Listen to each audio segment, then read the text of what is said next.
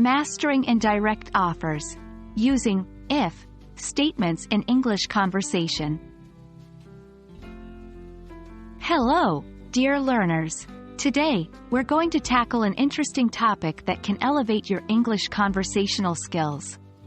This is all about making indirect offers using if statements. These types of offers can make your English sound more natural, polite, and considerate. So, let's dive right in. An indirect offer is a less direct and more polite way of offering help or a service.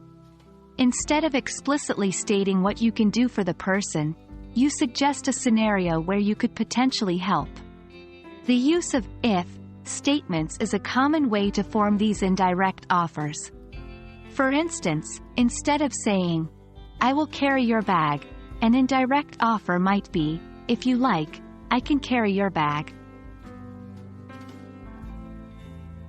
To create an indirect offer using if statements, the formula is simple. If you like, want, need, followed by I can, and the action you're offering. For example, if you need, I can explain this again. If you want, I can pick you up from the station. If you like, I can make dinner tonight. The structure is flexible and can be tweaked according to the situation and level of formality. Now let's take a look at a few examples. 1. If you're not feeling well, I can take notes for you in the meeting. 2. If it's too heavy, I can help you lift that box. 3. If you like, I can stay a bit longer and help you clean up after the party. Can you see how these sentences sound softer and more polite than direct offers?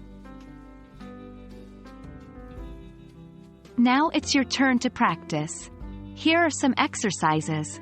Try to create indirect offers using if statements for these situations. 1. You see a friend struggling to solve a math problem. 2. Your colleague is working late, and you are free to help. 3. Your neighbor's car won't start, and you know a bit about car repairs. 4. Your roommate seems stressed and you can cook a meal for them. 5. You see an elderly person having trouble crossing the street. Remember, practice is the key to mastering any language skill. And that's it for today's lesson on making indirect offers using if statements. Remember, indirect offers can make your English more natural, considerate, and polite.